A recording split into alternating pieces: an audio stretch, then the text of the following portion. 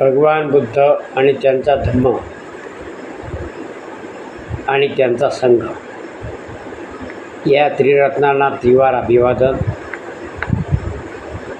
अखिल विश्वाला शांतीचा करुणेचा संदेश देणारे महाकरुणिक तथागत भगवान गौतम बुद्ध, बोधिसत्व, विश्वभूषण, भारतरत्न, परमपूज्य भारतीय घटनेशिल्पकार डॉक्टर बाबासाहेब आंबेडकर, क्रांतिज्योतिबा फुले, क्रांतिज्योतिबा महात्मा ज्योतिबा फुले, छत्रपती शाहू महाराज, छत्रपती शिवाजी महाराज, संत गाडगेबाबा, संत कबीर, संत तुकाराम, भीमाई रमाई जिजाऊ, सावित्री, महामाया, यशोधरा या सर्व महामानवांना त्रिवार अभिवादन. आज आपण सामाजिक सुधारक, समाज सुधारक यांची थोडक्यात माहिती पाहणार आहोत. त्या अगोदर आपण समर्पण घेऊया. सुखो बुद्धानुमुपादो सुखा सदम देसना, सुखा संघस्स सामगे समागान तपो सुखो. सुखद बुद्धाचा जन्म, सुखकर सद्धम्म उपदेश, सुखकर संघ एकता, सुखद समूह तपस्या, धम्मपद बुद्धवर्ग 1494. समर्पण संपलेलं आहे आणि आजच्या व्हिडिओला आपण सुरुवात करतो. आजचे समाज सुधारक आहेत महात्मा ज्योतिबा फुले. आंधळ्या जातीवादाने मातलेले पुण्याच्या पेशवाईचे राज्य परकीय इंग्रजांनी 1818 साली नष्ट केल्यानंतर त्याच पुण्यात 1827 साली ज्योतिबा फुले यांचा जन्म झाला.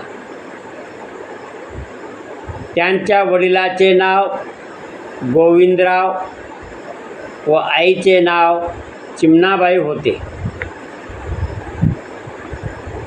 ते जातीने माळी होते. पेशवाईच्या काळात ब्राह्मण सोडून इतरांनी विद्या शिकणे गुन्हा होता, अपराध होता. पण इंग्रजांच्या राज्यात सर्व जातीच्या मुलामुलींसाठी शाळेचे दरवाजे खुले झाले. त्यामुळे ज्योती बाळांचे नाव शाळेत टाकण्यात आले होते. परंतु काही ब्राह्मणांनी तुमचा मुलगा शिकला तर तो ख्रिस्ती होईल असा खोटा धाक घातल्यामुळे गोविंदरावांनी ज्योतीला शाळेतून काढले. मात्र गफार बेग, मुस्लिम गफार बेग नावाच्या मुसलमान शेजाऱ्याने चांगला सल्ला दिल्यामुळे ज्योतीला पुन्हा शाळेत पाठवण्यात आले. त्यामुळे ते इंग्रजी 7व्या वर्गापर्यंत शिकले. महात्मा ज्योतिबा फुले इंग्रजी विद्या मिळाल्यामुळे ज्योतिबाच्या डोक्यात ज्ञानाचा नवा प्रकाश निर्माण झाला. सनातनी ब्राह्मणांनी लबाड पोथ्या व ग्रंथ लिहून बहुजनांना अज्ञानात ठेवले असे त्यांना दिसू लागले. महात्मा ज्योतिबा फुल्यांना एका ब्राह्मण मित्राच्या लग्नवरातीतून शूद्राचा कार्टा म्हणून त्यांना हाकलून लावण्यात आले. महात्मा ज्योतिबा फुल्यांना या अपमानाने पेटून उठून त्यांनी ब्राह्मण जातीच्या वर्चस्वाविरुद्ध बंडाचे निशाण उभारले.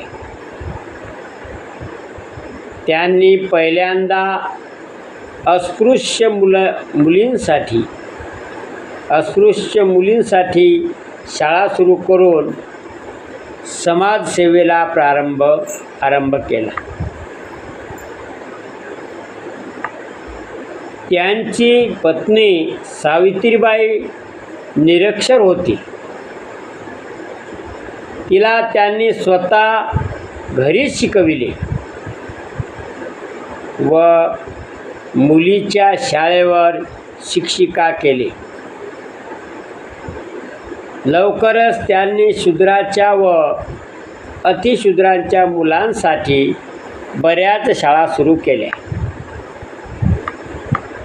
ज्योतिबांचे हे कार्य पाहून आंधळ्या धर्मरक्षकांनी खूप काव केली.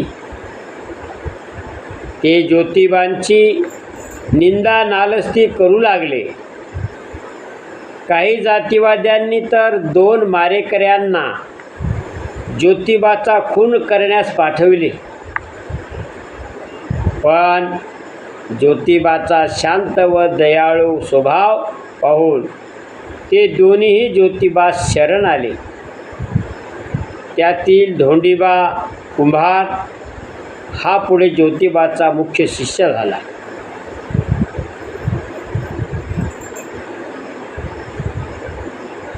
खुनाचे कारस्थान फसल्यावर काही ब्राह्मणांनी गोविंदराव फुले यांची भेट घेऊन एकतर तुमच्या मुलाला आवरा किंवा त्याला घराबाहेर हाकला असा दम भरला.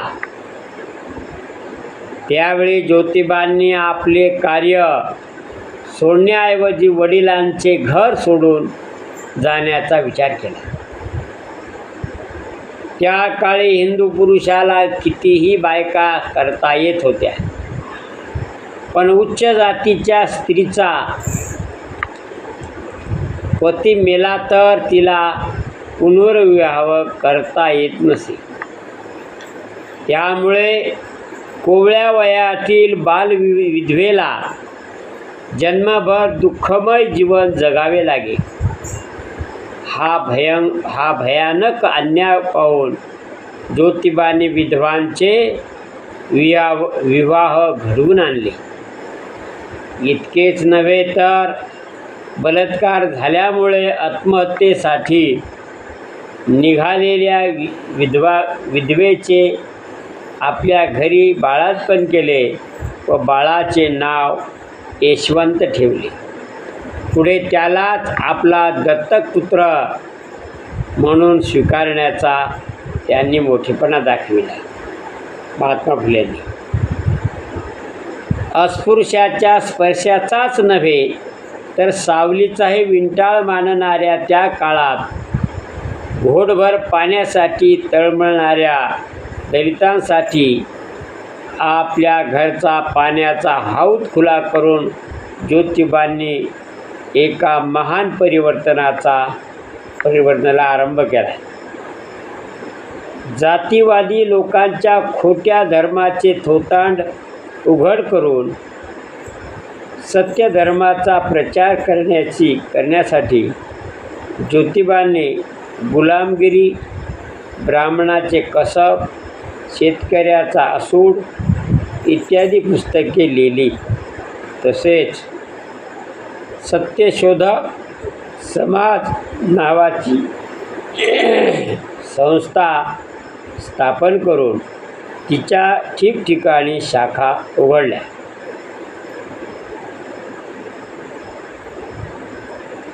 अन्याय अत्याचाराने पीडलेल्या स्त्री शूद्राती कनिष्ठ जातीच्या उद्धारासाठी चंदनासारखा देह झिजवणाऱ्या ज्योतिबांचा मुंबई येथील एका विशाल सभेत सत्कार होऊन त्यांना महात्मा ही पदवी अर्पण करण्यात आली. अशा प्रकारे आपल्या देशात सामाजिक क्रांतीचे अग्रदूत असलेल्या या थोर पुरुषांचे दिनांक 28 नोव्हेंबर 1890 रोजी पुणे येथे दुःखद निधन झाले. खरोखर ज्योतिबाच्या चळवळीमुळेच शूद्र व अतिशूद्र तसेच समस्त स्त्रीवर्गाला उच्च शिक्षण घेऊन आज एवढी मोठी प्रगती करता आली. पण खेदाची गोष्ट अशी की मराठा, कुणबी, माळी हे लोक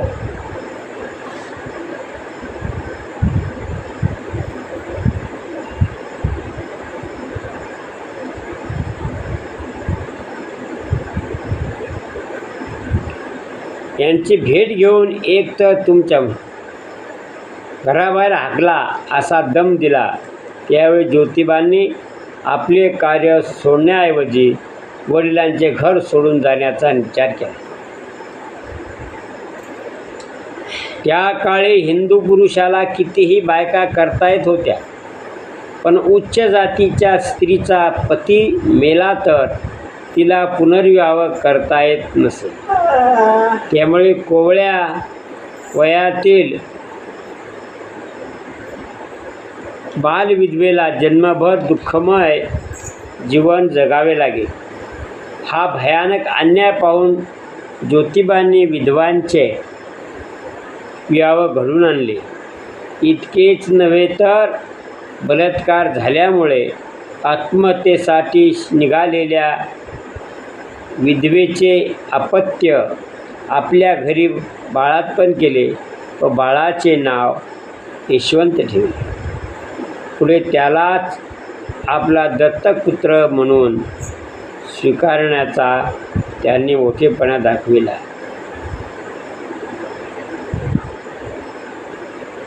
अस्पृश्याच्या स्पर्शाचेच नव्हे तर सावलीचाही विंटा मानणाऱ्या त्या काळात गोडभर पाण्यासाठी तळमळणाऱ्या दलितांसाठी आपल्या घराच्या पाण्याची हौद खुला करून ज्योतिबांनी एका महान परिवर्तनाचा आरंभ केला. जातीवादी लोकांच्या खोट्या धर्माचे थोतांड उघड करून सत्य धर्माचा प्रचार व प्रचार करण्यासाठी ज्योतिबा गुलामगिरी, ब्राह्मणाचे कसब, शेतकऱ्याचा असूड इत्यादी पुस्तके लिहिली. तसेच सत्यशोधक समाज नावाची संस्था स्थापन करून तिच्या ठिकठिकाणी शाखा उघडल्या आहेत.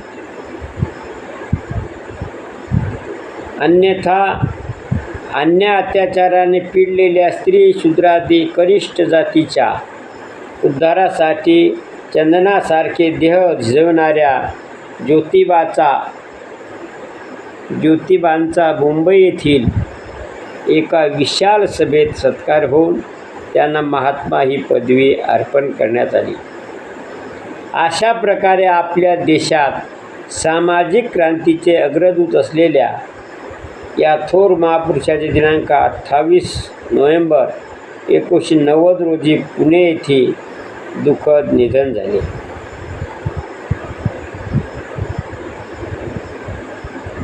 खरोखर ज्योतिबाच्या चळवळीमुळेच शूद्र व अतिशूद्र तसेच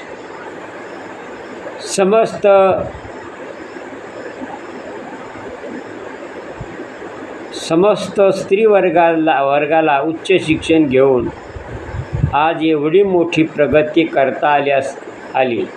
पण खेदाची गोष्ट अशी की मराठा, कुणबी, माळी हे लोक कृतज्ञ होऊन जाती ज्योतिबा विसरले.